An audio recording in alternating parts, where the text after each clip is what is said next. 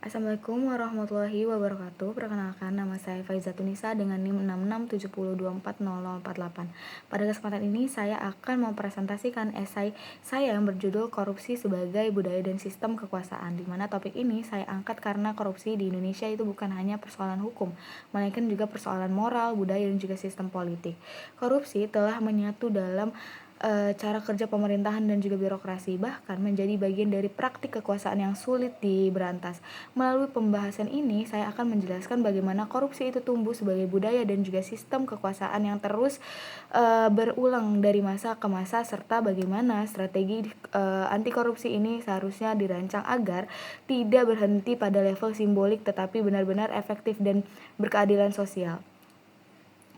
Oke, selanjutnya itu ada pendahuluan di mana korupsi ini telah menjadi fenomena universal yang muncul di hampir setiap negara. Tetapi di Indonesia ini korupsi itu berkembang menjadi budaya kekuasaan yang melekat pada sistem pemerintahan, di mana korupsi di Indonesia itu sudah ada sejak manusia mengenal pemerintahan dan juga cara mengatur kekuasaan. Di Indonesia, korupsi itu menjadi kebiasaan buruk yang diwariskan antar rezim, bahwa kekuasaan itu bukan lagi penyimpangan individu tetapi hasil dari sistem sosial dan juga politik yang rusak.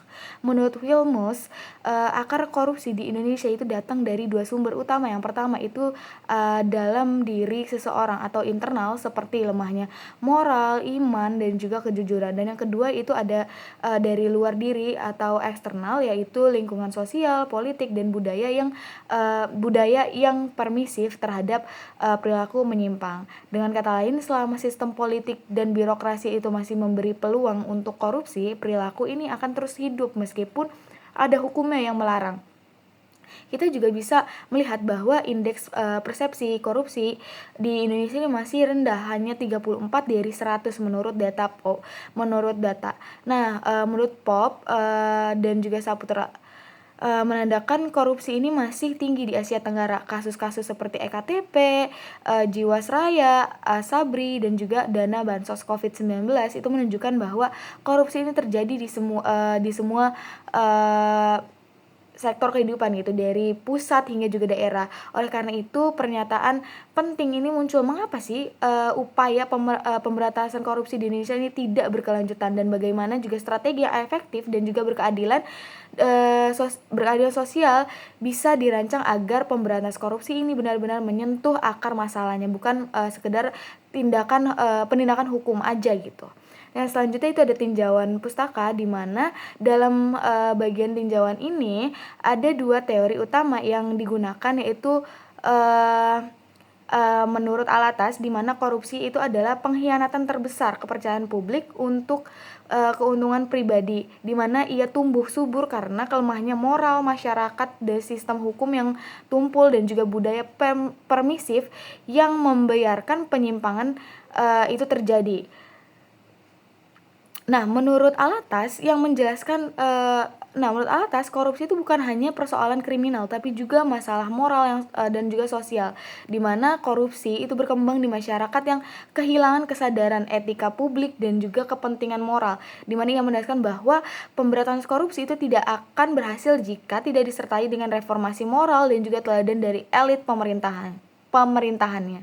Nah, selanjutnya itu ada menurut Pope, di mana korupsi di Indonesia ini bersifat sistemik dan juga terstruktur, di mana upaya pemberantasan itu sering gagal karena lemahnya tata kelola pemerintahan dan juga intervensi politik terhadap lembaga penegak hukum seperti KPK. Nah, Pop ini melihat bahwa korupsi di negara-negara berkembang itu emang bersifat sistemik dan juga terstruktur. Artinya bukan hanya individu yang salah, tapi juga sistem pemerintahan yang membuka peluang gitu. Lembaga-lembaga anti korupsi seperti KPK, BPK, atau Kejaksaan Agung itu sering dilemahkan gitu oleh kekuasaan politik ketika mereka mulai efektif gitu. Nah, hal ini menunjukkan bahwa pemberantasan korupsi itu bukan hanya soal hukum, tapi juga soal hubungan antar kekuasaan dan juga akuntabilitas. Nah, jadi kedua teori ini tuh menjadi landasan penting gitu untuk memahami bahwa korupsi di Indonesia itu adalah masalah struktural, kultural, dan juga moral sekaligus gitu. Nah, selanjutnya itu ada pembahasan di mana korupsi di Indonesia kan tidak lahir tiba-tiba, di mana ia tumbuh melalui proses sejarah yang panjang dan juga terhubung dengan dinamika politik serta kekuasaan. Pada masa prakolonial, sistem politik di kerajaan itu membentuk pola hubungan patronase, di mana rakyat itu memberi hadiah atau upeti kepada pengusaha sebagai tanda hormat dan juga cara untuk memperoleh perlindungan posisi sosialnya. Namun, hubungan ini tuh melahirkan ketergantungan dan juga membuka peluang penyalahgunaan kekuasaan, cikal bakal korupsi dalam sistem kekuasaan tradisional. Nah, memasuki masa kolonial, terutama di bawah kekuasaan VOC, korupsi itu menjadi sistem yang legal dan juga terstruktur, di mana pejabat publik itu diberi kewenangan memungut pajak, tapi banyak yang menyalahgunakan jabatannya untuk memperkaya diri sendiri. Pada masa Gubernur Jenderal Van Inhofe abad ke-18, di mana praktik pungli dan juga suap sudah menjadi bagian dari birokrasi kolonial. Nah, dari sinilah korupsi ini tidak lagi sekedar perilaku menyimpang, melainkan bagaimana dari sisi ekonomi kolonial yang eksploratif. Lalu pada masa Orde Lama, di mana korupsi itu mulai dianggap sebagai ancaman nasional, namun pemerintahan itu gagal menanganinya karena birokrasinya yang lemah dan juga ekonomi yang tidak stabil. Meski sudah ada Undang-Undang Nomor 24 Tahun 1960 dan juga Paran pada tahun 1959, pelaksanaannya tidak efektif karena politik pada saat itu yang tidak stabil gitu. Kasus penyalahgunaan dana ekspor minyak oleh pejabat pertanian misalnya menunjukkan bahwa lemahnya pengawasan negara gitu. Terus puncak korupsi itu terjadi pada masa Soeharto, di era Orde Baru, di mana korupsi, kolusi, dan juga nepotisme itu menjadi sistem kekuasaan itu sendiri, di mana Soeharto ini menciptakan struktur patronomial di mana loyalitas politik itu dibayar dengan akses ekonomi.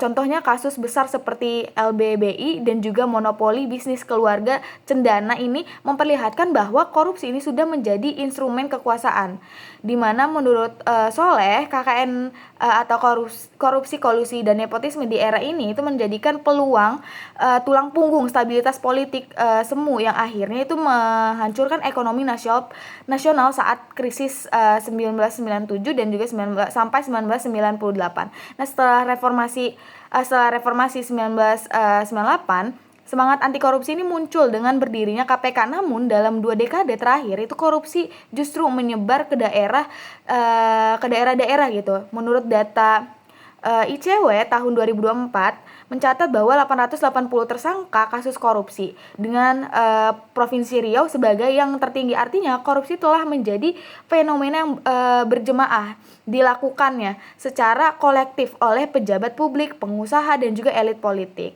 gitu. Lalu Silhevins itu menjelaskan bahwa korupsi itu adalah respon terhadap struktur institusi dan juga intensif yang salah. Artinya sistem yang memberi peluang untuk korupsi, sementara korupsi menegaskan juga bahwa negara berkembang itu korupsi itu menjadi alat untuk mempertahankan kekuasaan. Jadi pemberantasan korupsi tanpa reformasi politik itu sebenarnya hanya menghasilkan reformasi yang semu gitu. Terus selanjutnya